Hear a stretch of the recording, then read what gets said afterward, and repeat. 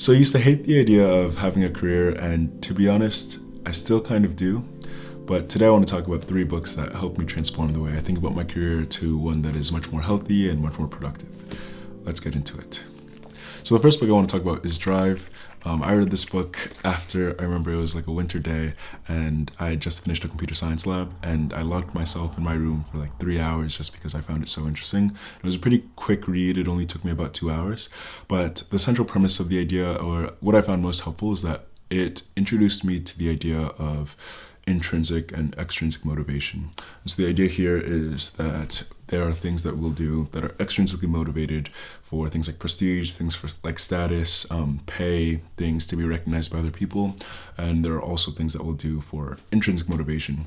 So these are usually things that tap into our inner sense of creativity, that get us into that state of flow, and just things that we generally don't need to be told to do in order to do them. And so the central idea of the book is that when we can tap into that inner sense of creativity, or we can tap into those activities that really pull on our sense of intrinsic motivation, we also find that those activities tend to be the most fulfilling, the most rewarding, and the most like healthy in the long run.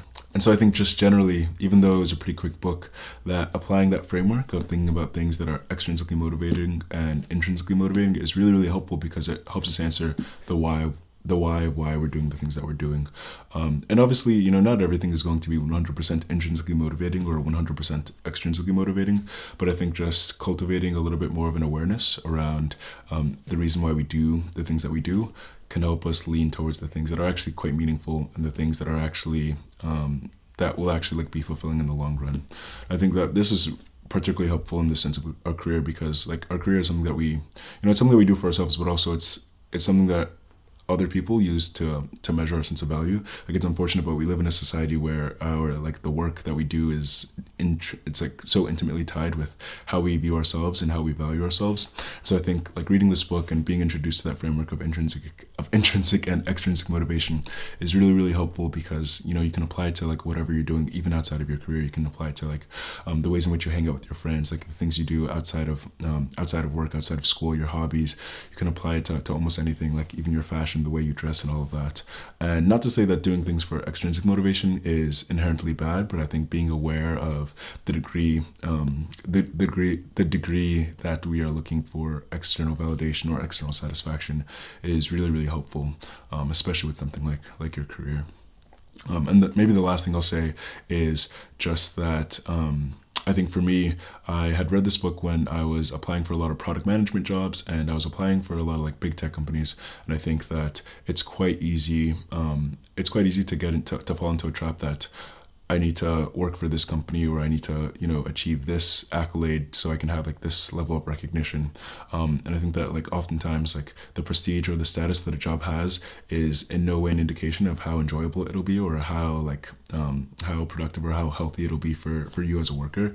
So I think taking this mentality of intrinsic and extrinsic motivation, and then applying that to, okay, what exactly am I going to be doing on the job? Like, even if this job doesn't have the most status in the world, what are the things that are actually going to allow me to be as intrinsically motivated as possible? Whether that's the team that I'm working on, whether that's the types of skills that I'm working on, or whether it's just overall like the work culture or the work-life balance that opportunity presents. So I think just like, yeah, that framework of intrinsic and extrinsic motivation is just so valuable, and just having an awareness of that as we think about our career and as we think about these like life decisions is just so helpful. So the next book I want to talk about is So Good They Can't Ignore You by Newport, who is a computer scientist at Georgetown University.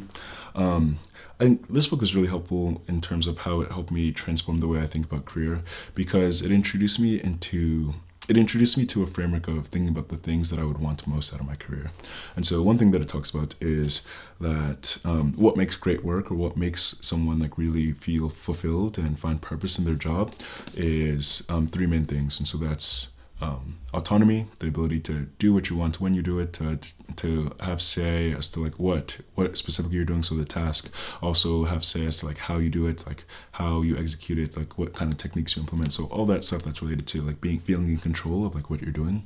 And then 2 is competence. So that's like being good at what you do, and feeling fulfilled, and knowing internally that you offer a unique perspective, and that you're not particularly replaceable, and that just that you're generally like, good at what you do.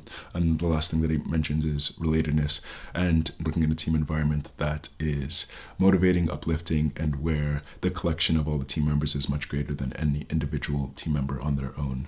And so in this book, what Cal is really arguing is that in order to get those three things, so autonomy, competence, and relatedness, that you sort of have to trade for them. And the way you trade for them is by having unique, rare, and like valuable skills that are really prized by companies.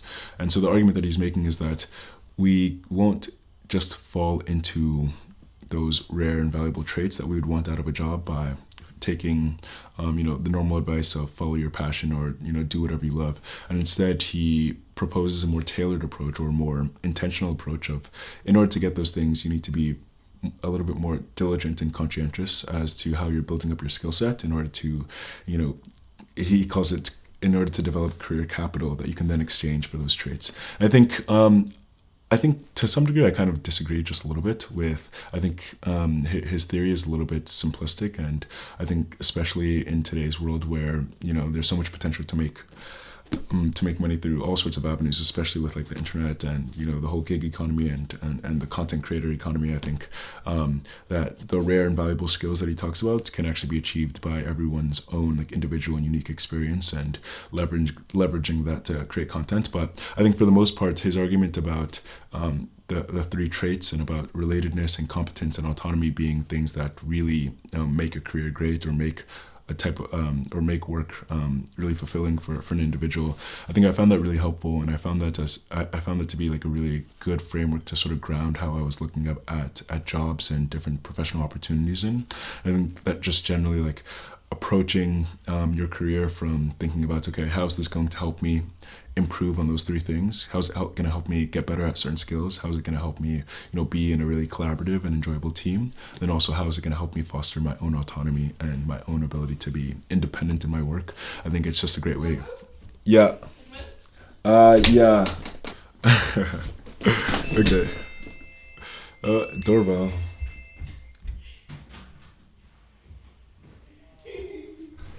Okay.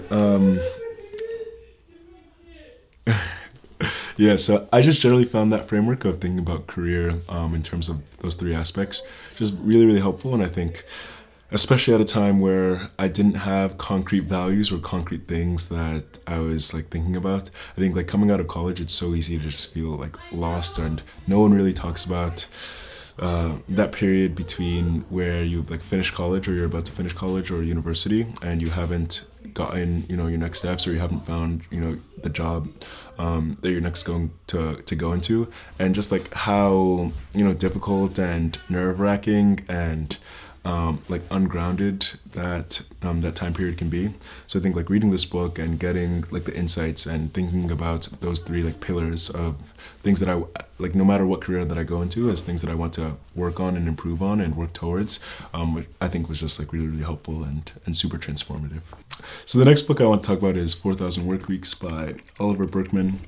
This is a book that I read honestly after I'd gotten rejected by a job that I had really, really wanted.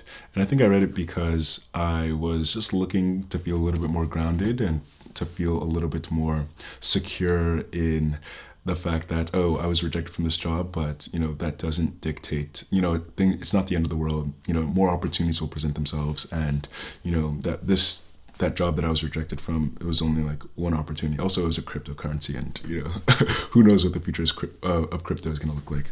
But I think what was really helpful about this book is it's kind of like a critique, and it kind of tackles the sort of like modern fixation on ultra productivity and ultra efficiency. And the basic premise is that we have 4,000 weeks to live. The average lifespan is only 76 years, so about 4,000 weeks, and that in the long run that it's such a short amount of time, and that 3 or 4 generations from now, no one is going to remember who I am. No one is really going to remember what I did, what I made of my life.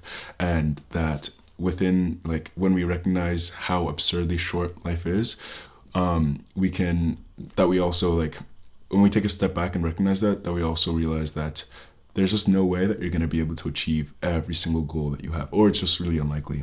I have aspirations of being super fluent in Japanese and being, a rock star and being in a neo soul band and, being in a gospel choir and being a marathoner and being doing an Ironman and, building a ton of like SaaS products and having my own company and traveling the world and doing all of those things, which is great. It's great to have these ambitions, but also like accepting the fact that in my life I probably won't be able to do every single one of those things, and just kind of taking a step back and saying like, that's okay. Like, it's okay if I'm not able to achieve all of my goals. It's okay that in the short time that we have on this in life that I'm not able to do everything that I want. And so the critique that he brings is that we sort of live in a time where we're constantly inundated with all these hacks of productivity and of how to maximize your efficiency and your time schedule and your time management.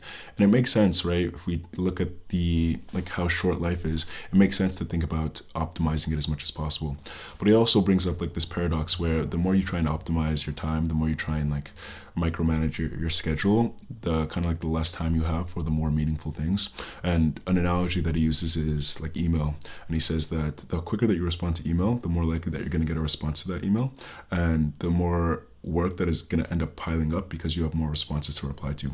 Whereas if you initially got this email and didn't respond, let's say until like the next day, you wouldn't have had this entire like queue of messages or responses that that you would have had to respond to. So the basic idea is that the more that we try and cram in, or the more efficient or the more productive that we try and be, the more we try and respond to every single email, the more work that we end up creating for ourselves and the busier that we become.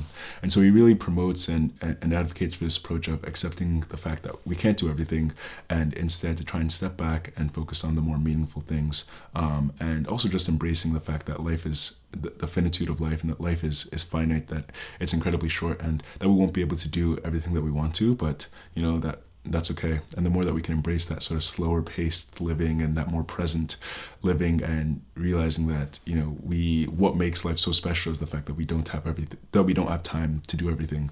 And so that inherently forces us to be able to prioritize things that are most important from the things that are a little bit less important. And I think it was just a powerful way to think about career and think about how am I spending my time. And I think in relation to the previous two books also, how am I developing, like how am I using my time to work on the skills that I really want to. So with the first book, Drive, is how am I using my time to do things that are intrinsically motivating. And then two, with Cal Newport's book, with So Good They Can't Ignore You, is how am I using my time to do things that are intrinsically motivating, but that are also helping me work towards those goals, those career goals that I really want. So that's autonomy, relatedness, being in a really great team, and then also just being really good at what I'm doing. I think overall, like, these books were really transformative for me to just like read last year, and they just really helped transform the way I think about my career and the way I'm thinking about the future and the future of work and just like working in the future. I still don't think that I've gotten to a point where I feel like super excited about, the work that I do every day. And, I'm not feeling super ecstatic about work on, Sunday evenings. But I think that having read these books, I'm much closer towards getting to that point. And I'm like 100% one step closer towards getting to a point where I think I'm really fulfilled and I find purpose in all of my work endeavors and in my professional life. Thank you so much for watching. I hope that maybe some of these books are helpful to you, or that you consider picking any of them up. And if you enjoyed this video, feel free to watch another video right here. And yeah, I'll see you in the next one.